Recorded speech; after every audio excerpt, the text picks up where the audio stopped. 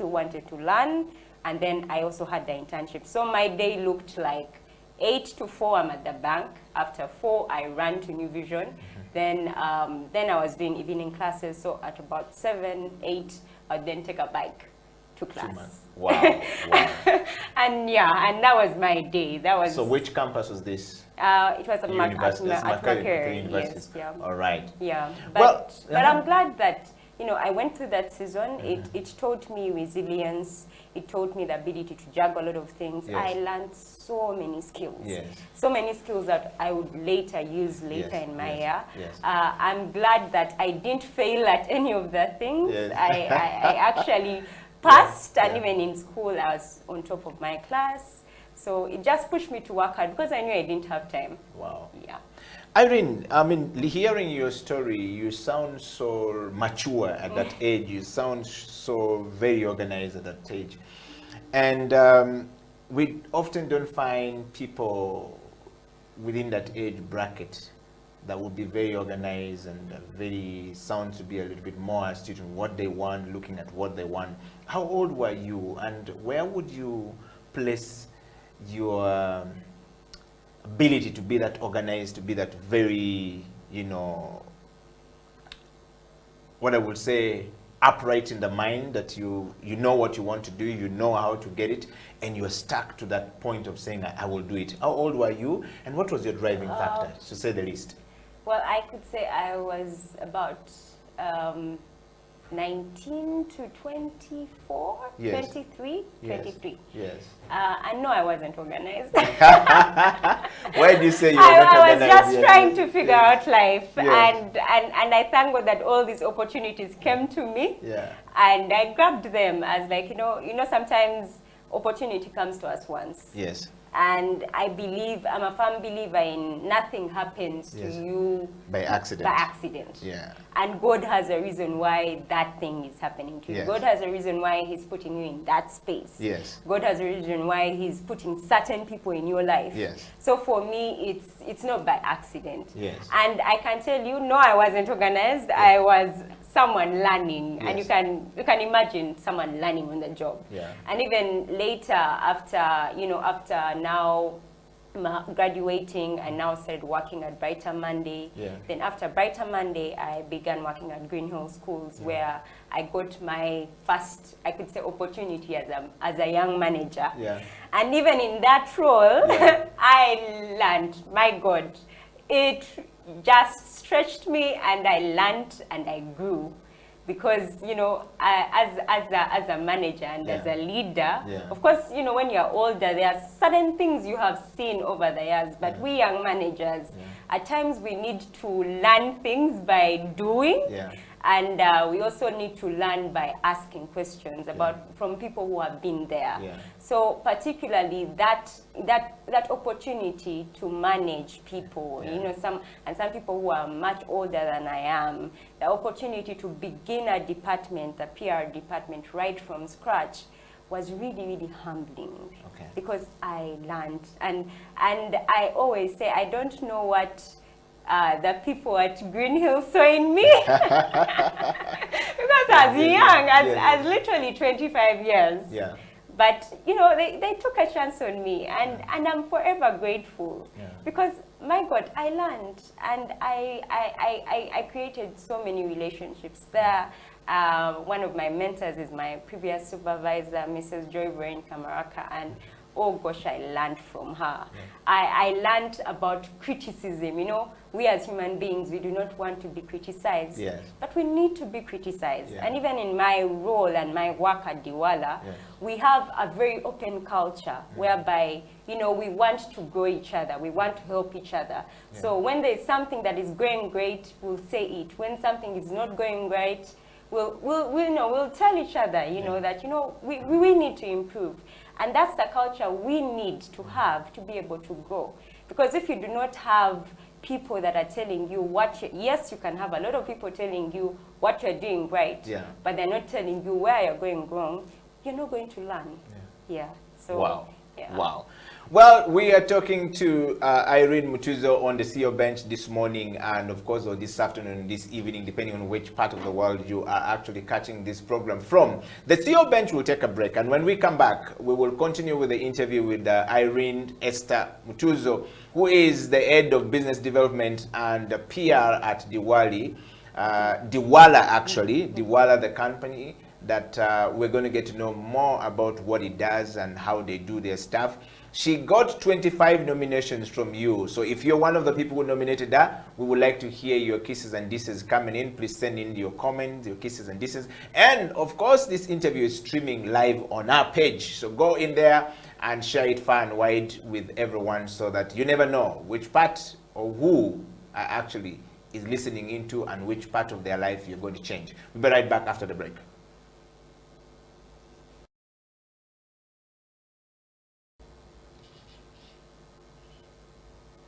It is a CEO bench, and of course, welcome back from that break. And Irene, welcome back to the program.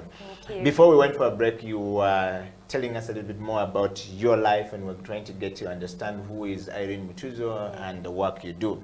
I want to take you straight to, the core part of this interview, the CEO bench, where you are actually in right now or at the moment. The program focuses on leadership, change management, and transformation. You've spoken very profoundly about your life, where you come from and what you're doing, but we want to focus more on leadership, starting with, what is your understanding of leadership, Irene? Okay. My understanding of leadership is service. Yeah. That's it. It's not about yourself.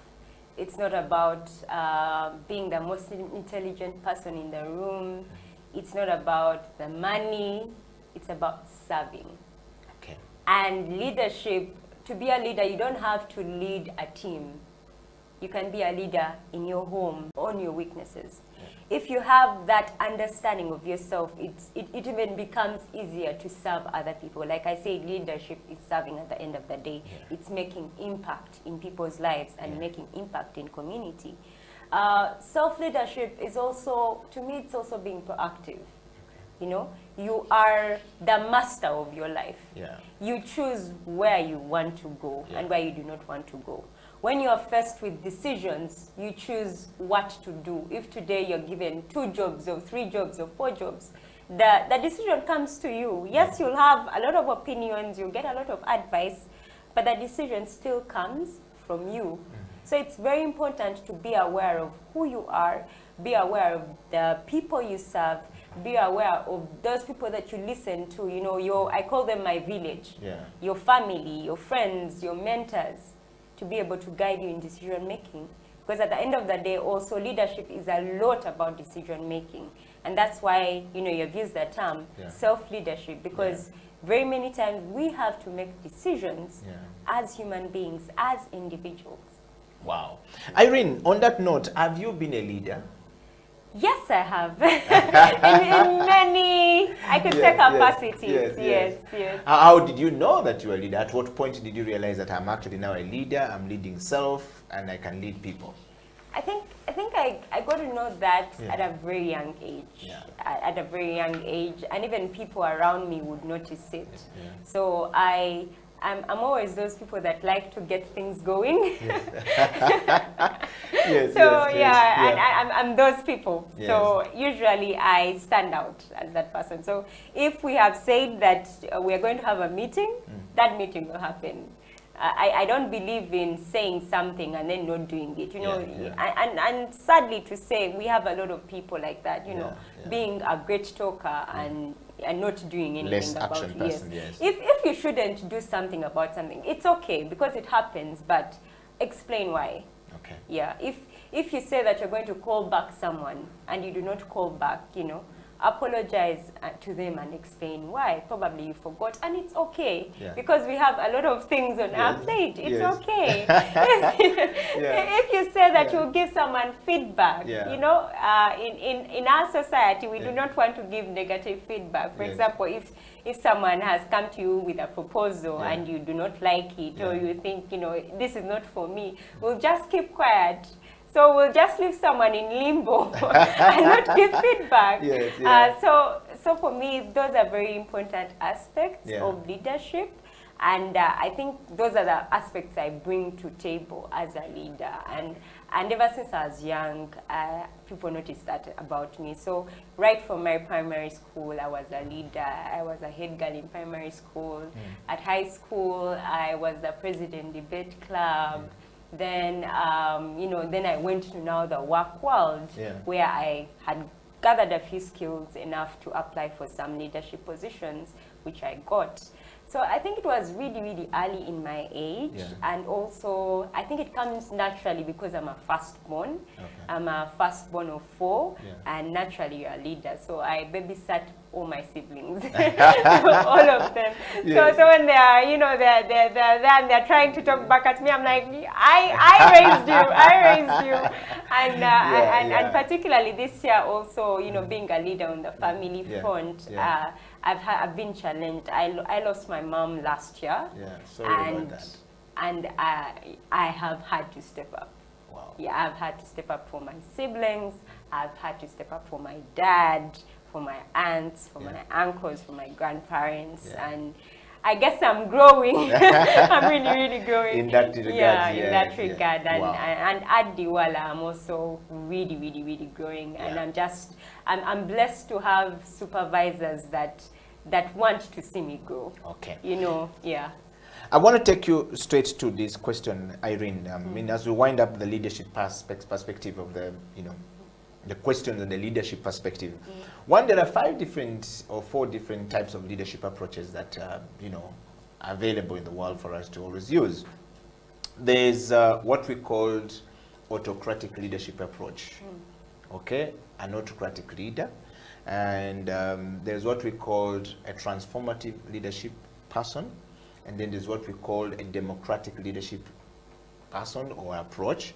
And then there's what we call laissez-faire leadership approach, and or a leader who is a laissez-faire. And then there's what we called servant leadership.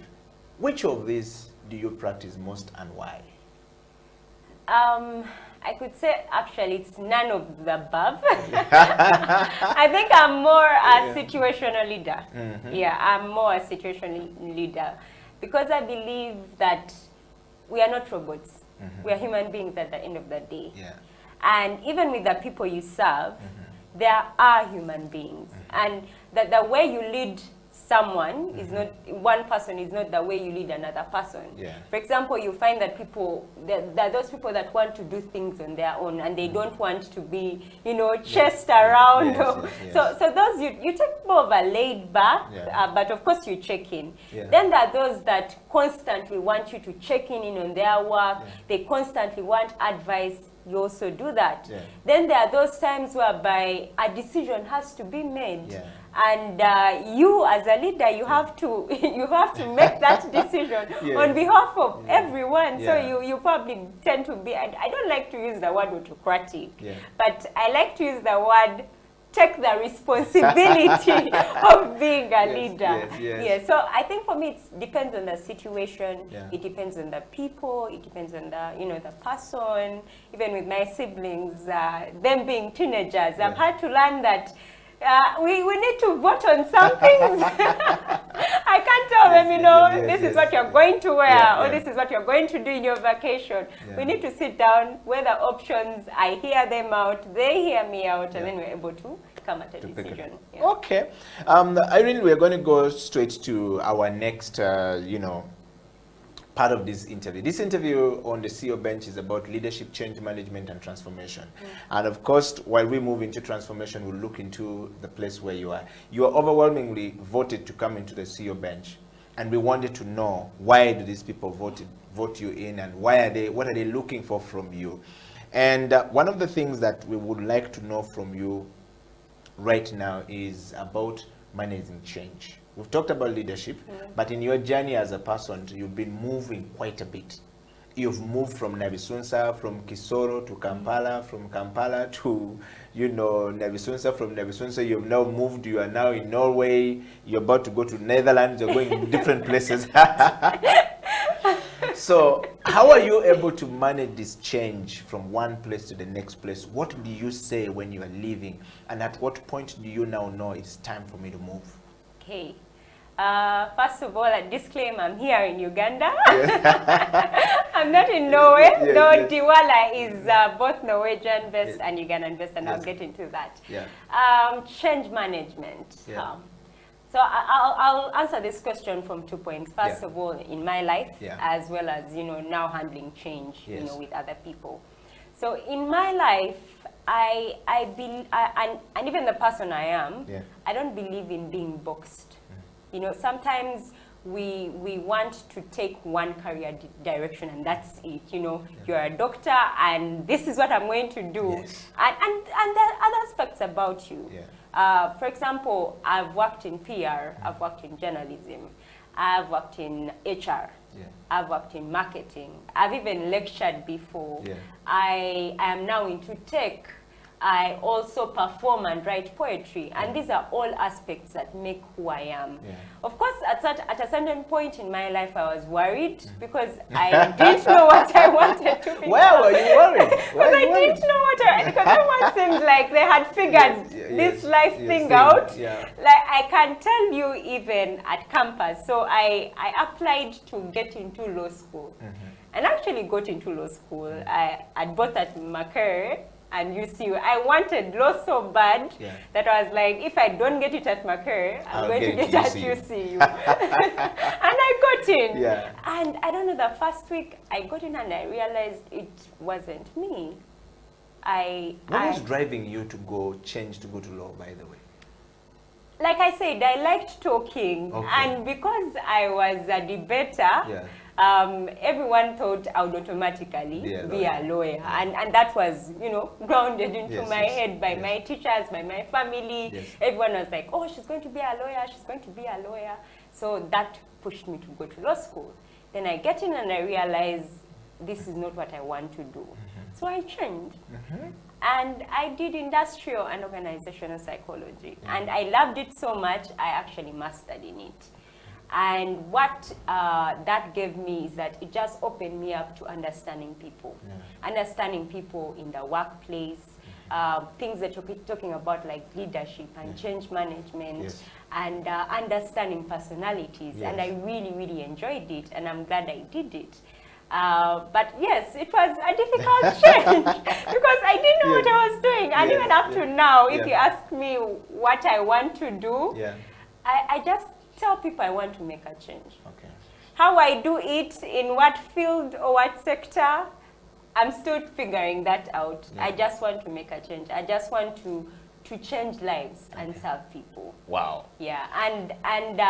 So for me it's been one, being open-minded, being ready to learn, and that's very important. If you the best way to handle change is to be ready to learn. If you go into a new environment or into a new workplace and you're just going with your headspace in one place with what you want to do, it will be so difficult for you to integrate into that new environment. Irene, I'm listening to you talk about change management. My next question would be, so at what point would you actually realize I need to move from here, I've outgrown this place? Because there are many people who are stuck in certain places. They don't know how to go.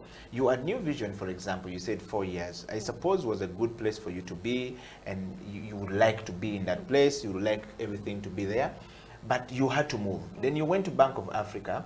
I mean, who don't want to be in a corporate space where there is, money? You can even get a loan very easily. You can buy a car very easily. Young people are often driven by such comfort, but yet you moved. And then you moved to Green Hills Academy, I think it is said. A big school with big pay, with big responsibility, yet you moved.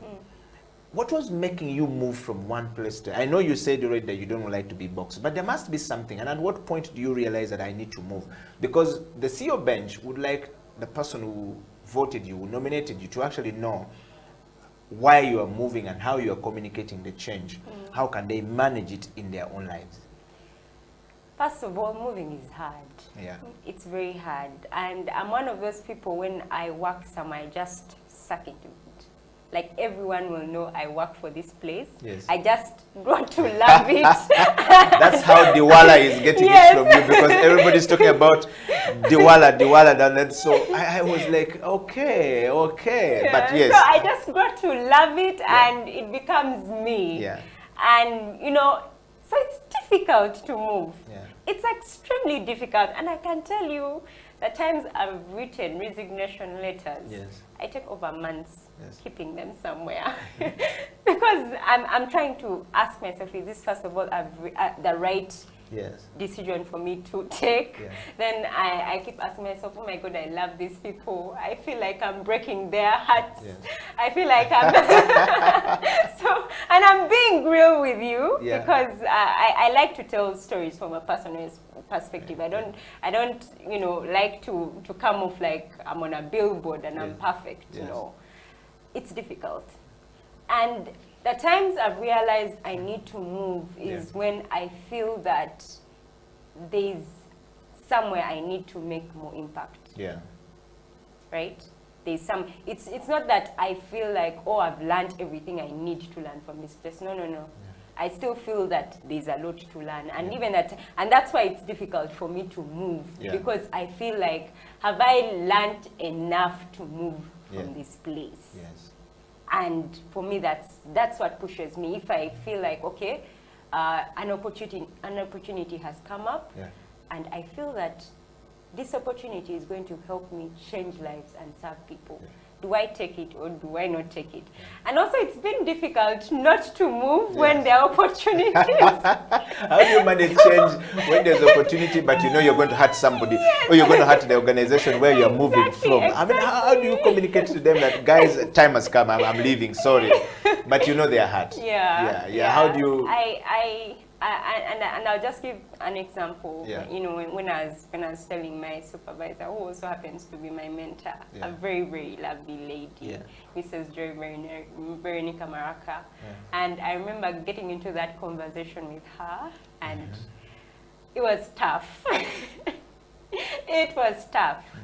But I remember her telling me that, you know what, I always knew that you're going to grow. And I'm happy for you. It is sad that you're leaving, but I'm happy for you. And I somehow always knew this day was going to come, because I see so much capability in you. I see how much you have learned. Like, you came in so raw, making all these mistakes, learning from them, and you've been open-minded to learn. And I always believe in leaving a place in a good way.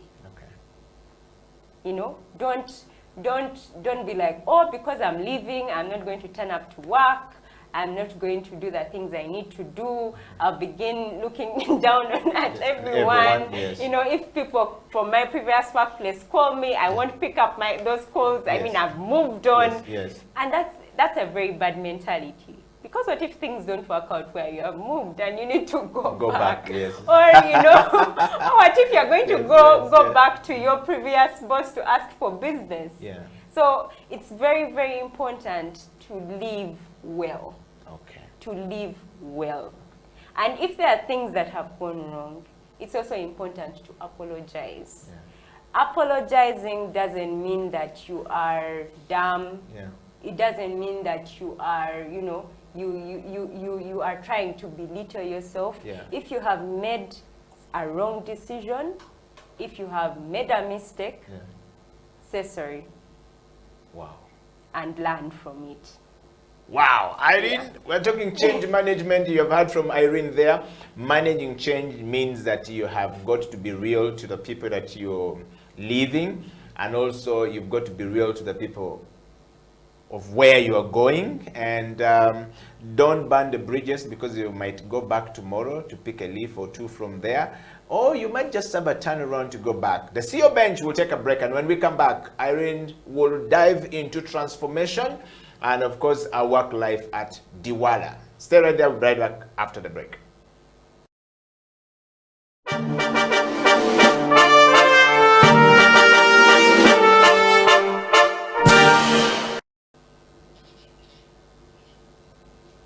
is the CEO Bench. My name is Ed Yokela. Irene Mutuzo, who is the business development manager for Diwala and the PR at the same time.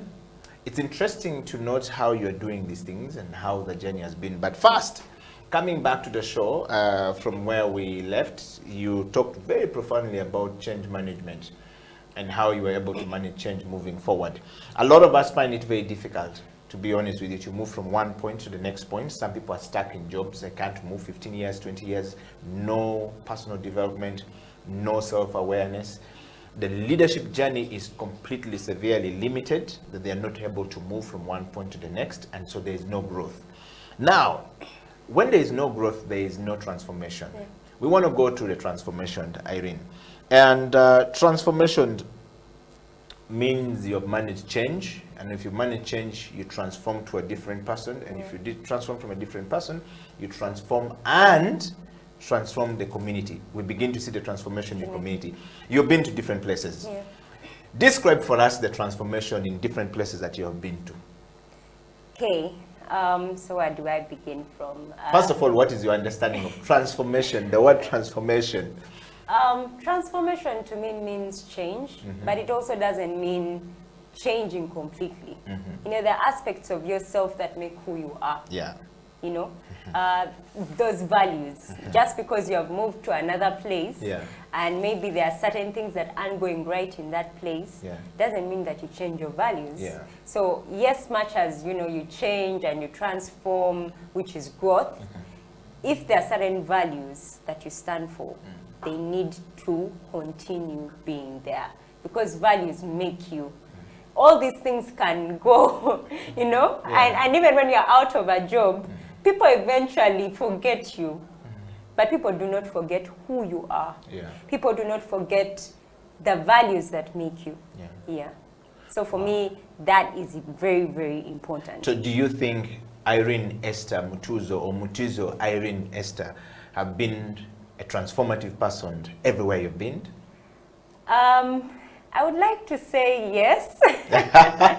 How did you know that you have been a transformative person? Yes. For example, again, at New Vision, the pull-out that we began grew, really grew, and even to date, it's now quite big.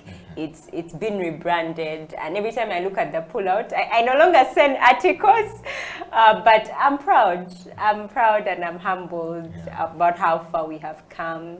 I think I've been transformative in the poetry space as well.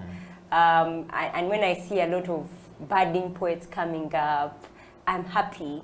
And one of the things I do in the poetry space is I sit on the Lantern Meat Foundation board, where we provide Daniel Mutembesa. Yes, the Lantern Meat of Poets. That's where I grew as a poet, and we provide a space and initiatives for writers, filmmakers, poets to be able to grow their art, to train them in their art, so that we can get African work out there. And I'm happy that I'm also transformative in that way, you know, encouraging those young people and helping to train them. In my role at Green Hill Schools, I'm happy that, you know, when I came in, I was literally beginning the PR and marketing department. And, you know, it took a lot of work, of course, with a great team. And I keep telling people that you can have great ideas, but if you do not have a team, you know, behind you, a team with you, then those ideas, you know, won't happen. So for me, you know, having a great team, having a great leader, we grew a really strong department. At Diwala, my Diwala is transformative. And the things that we are doing, the things that we have in our minds, our vision, my God, it excites me. And I love that we are making change. I love that we're improving lives. We are solving day-to-day challenges. And I can't wait to share that. I want to go straight to that, by the way, Irene. But first, you also talked about transformation in terms of the community. For me, it's been listening to your community. From a business perspective, and I'll talk about the tech world. if you build something on your own with your own ideas, yes, it may be a brilliant idea, but it may not be taken up by the people that you're trying to build it for. So it's important to listen to the people that you're trying to transform, or you're trying to take change to. What are their fears? Before we go to the next 5 questions of the final rest of this interview. Number 1, Eddie Okela, thank you very much. I have been following that lady. I'm an OB of Green Hills Academy. She talks very profoundly about our school and my former school. I now live and work abroad in the UK. Ask Irene, not everyone is privileged, or is no, I think he meant to say not everyone is privileged to be where you are. And what would you say to somebody who is not privileged to get to be privileged like you? I'm not sure if privilege is given that way, but is relative. Yes. So I think what I understand from Daniel here is an OB of Green Hills Academy. He says you talk very profoundly about the school. I think what Daniel is basically asking for is that how do you get there?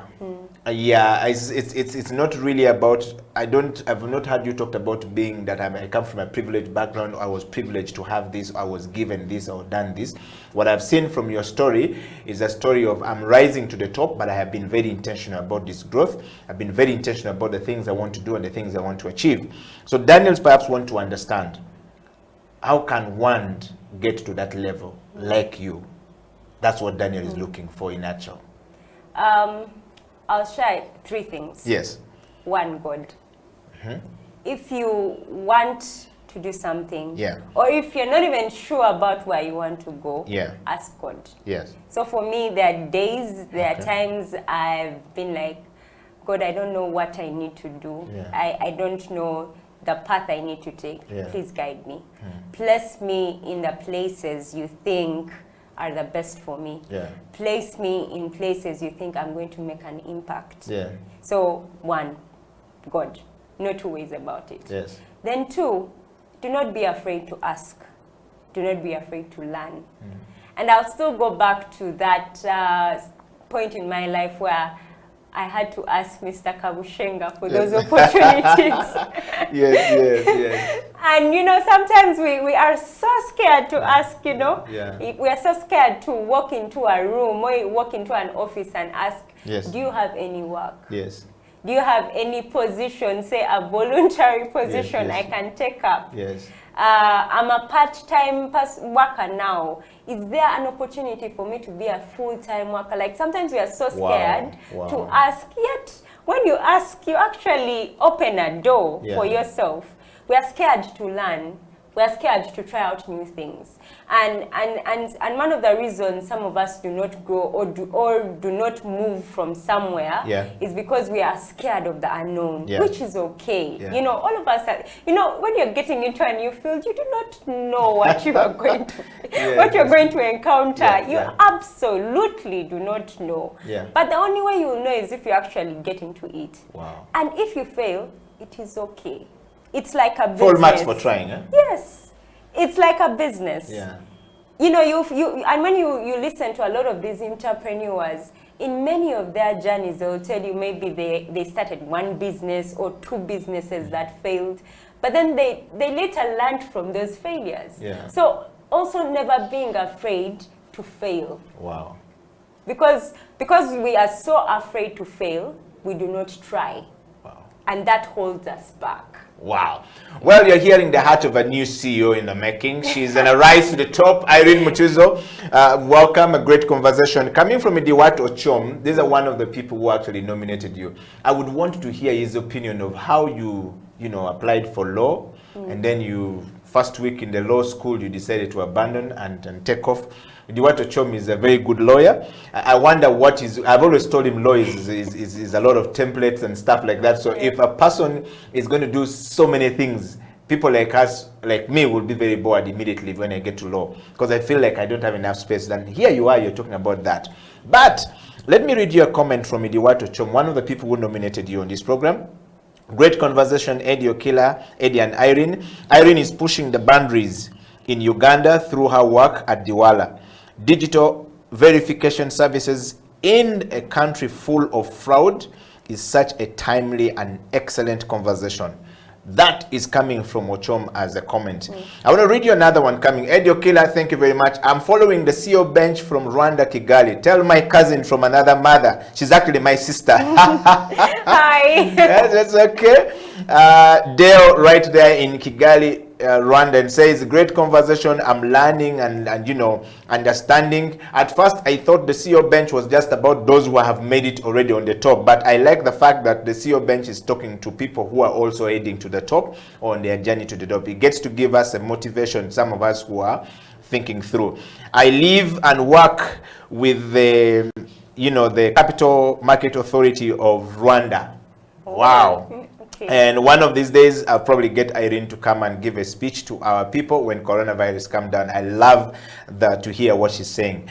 Well, I think that there's already people who believe in you becoming a CEO. Their nominations have not gone. By the way, let me first say, and this I say to Thea is my CEO at Diwala. I just give her a thumbs up for the work she does. I believe being a CEO is tough. Yes. It is tough because you know, you have so many things you have to juggle. You know, you have to juggle the board, you have to juggle your team, you have to juggle clients. It's huge. I don't know if I'm ready to become a CEO.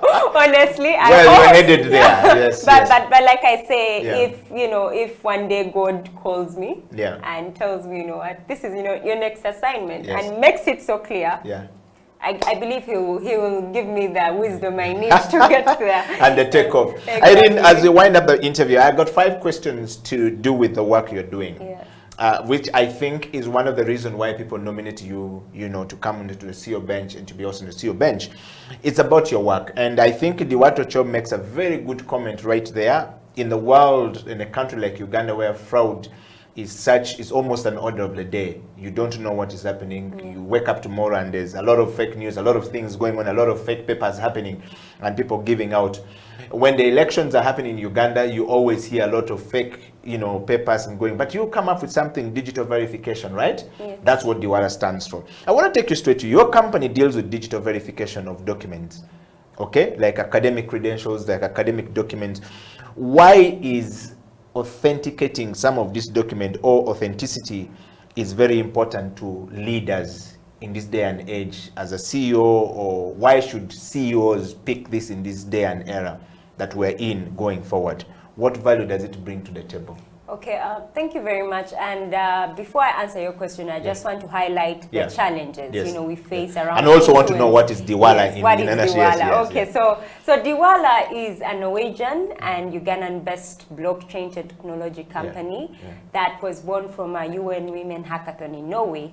And we basically provide a digital solution that enables the issuance and verification of credentials, which could be proof of education, proof of training, proof of health, licenses, and any other important document you can think of.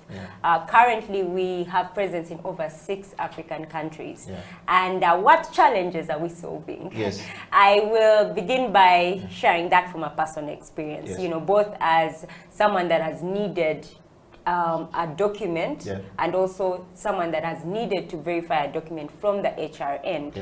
So in 2019, I completed my master's degree. And by the time COVID hit in 2020, I was still waiting to receive my certificate. When everything closed, there was no way I could access it. And I eventually had to wait over a year to get this proof of my education. Now, of course, like many people, when COVID hit, a lot of sectors were affected. And naturally, you know, a lot of people were looking for jobs. And there are also jobs that I looked at and I thought, well, I can do this job. I have the qualifications. But I couldn't even get past the application portals because I didn't have my credentials. And I'm not the only one facing a challenge. Like you said, a lot of institutions, a lot of organizations, reputations are at risk because of the number of forged credentials on the market. Think of forged transcripts, forged certificates, recently forged COVID-19 tests and certificates. And all these things negatively affect reputations of institutions. Then thirdly, on the verification side, the employer, the banks, the authorities, investors have to take a lot of time and money to verify information. I'll give an example of the HR, because I've worked in the HR sector before. You'll spend up to $15 per certificate verification and over 250 hours minimum yearly. That is a lot of time and money. And this is where we as Diwala come in.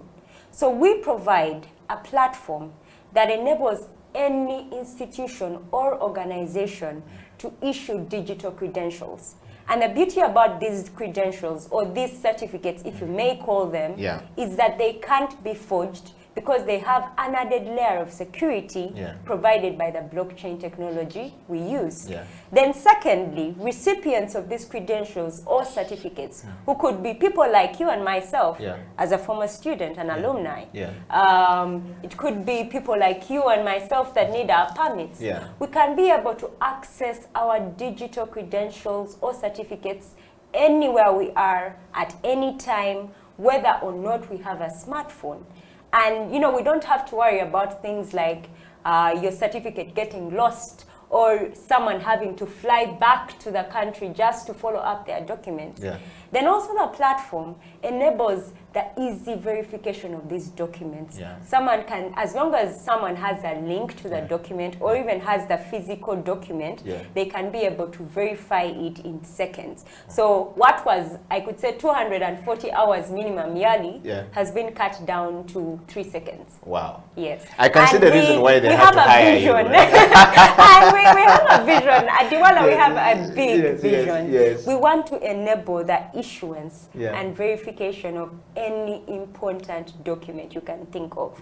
Any important, you know, your ID, your license, your proof of work, you know, service. Today I can say I worked for Diwala, and maybe my CEO is my friend, and she can write me a reference letter. It may not be true. How do we also curb that? Because a lot of people will have quote-unquote fake CVs. You know, how do we also curb that? So that's what we do at Diwala. And as leaders, authenticity is very important. Wow. Authenticity is real. Authenticity as a leader, authenticity in your work. And, you know, this is also a culture at Diwala.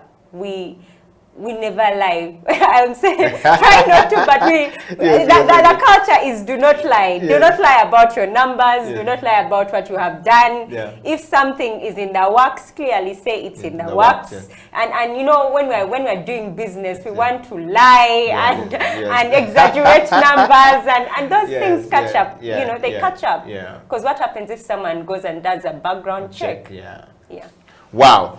Well, the CEO Bench is doing exactly what it does best, bringing you people who will give you motivation to where you want to go, people who are doing it, people who have done it, or people who are already on the top coming down, and they have got a certain amount of experience that they can share with us to go forward.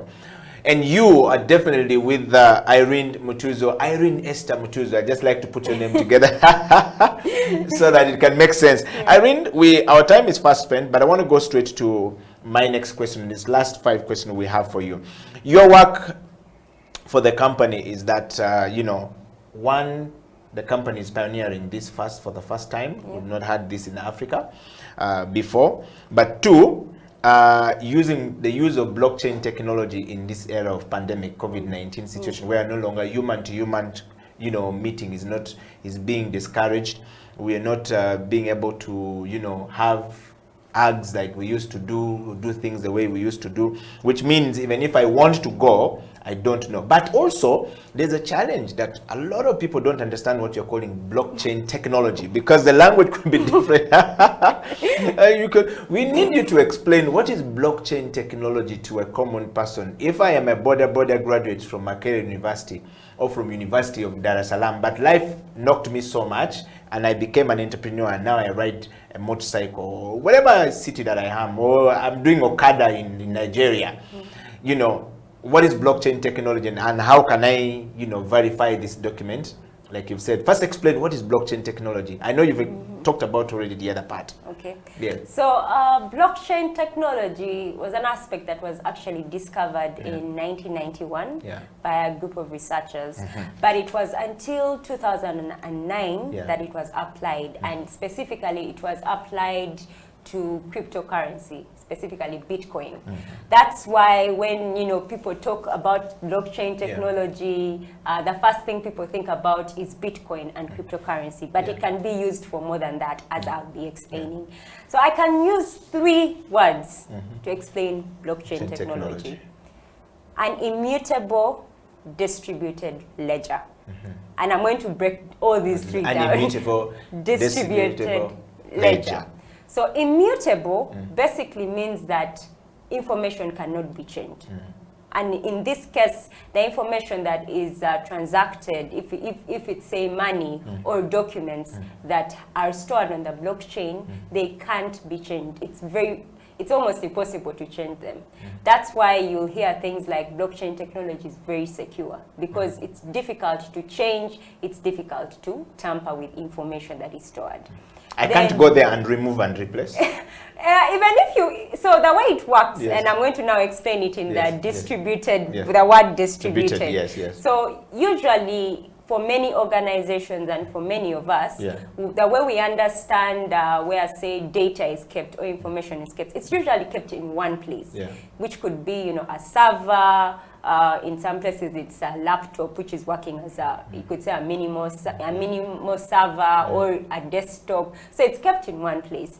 But the disadvantage of information being kept in only one place is that someone can easily get into it. Someone can easily hack it. That information can easily get lost, So it's in terms of security, it's not really secure.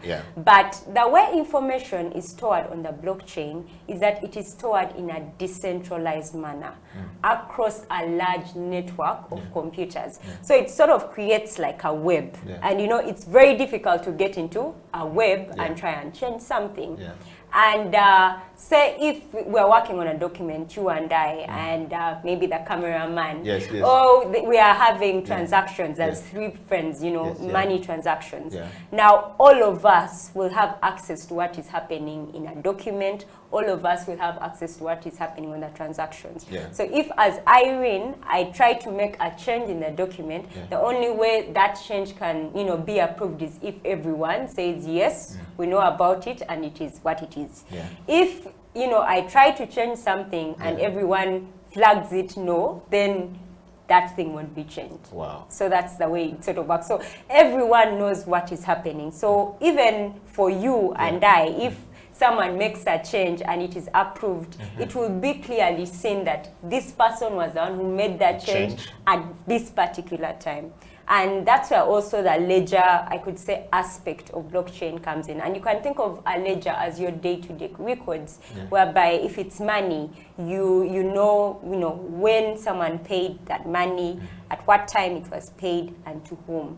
And that's also the premise of blockchain, to be able to track information in real time, to be able to track changes in real time. So it's very difficult to say that you did something and you did not something. And blockchain can be used for so many things. A lot of people, refer it to cryptocurrency and Bitcoin, but it can be used in our day-to-day lives. We have heard of cases in the health sector where we have received fake medicine. Of course. However, if we're using... we just received injections of COVID-19 water injections to about 800 and plus, as they say. Sadly. But if, there was that blockchain aspect to it, we would be able to verify the validity of that, we call it.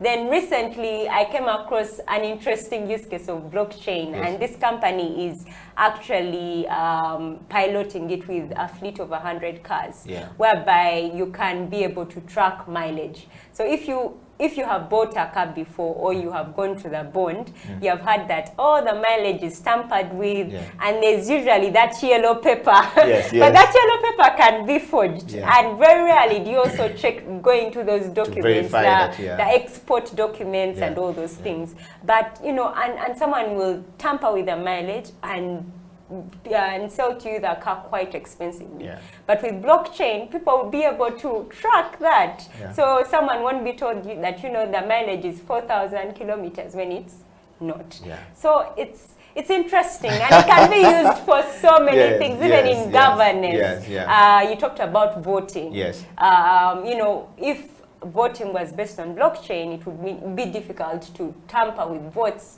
or to, you know, things like, oh, this vote was tampered with, this vote is not for this person, this is a ghost vote. Yeah, you will arrest very many people in Uganda. I won't say Uganda, I'm not political. I'm not very political, but I believe it can change so many aspects of our lives. Wow. Irene, being the very first person in Uganda, earlier on when we were talking to you, you became the first employee of Diwala in Uganda. I mean, what does that make you feel like, being the first leader of a new innovation happening in Uganda? What experience has it given you so far? It's a very humbling experience. And I always thank the team at Diwala for giving me the opportunity, because I can tell you when they met me, it was about 3 years ago, but you know, just chatting about, you know, what technology is in Uganda, how it can be applied to the education sector. It wasn't really, I could say, an interview. It was more me trying to give people some data and some information. And my CEO tells me that from that point, she felt like, you know, I could be part of that team. And I can tell you, I had zero knowledge about what blockchain technology is. And yet here you are now talking like, zero technology. And you know, now getting into Diwala and understanding what they do.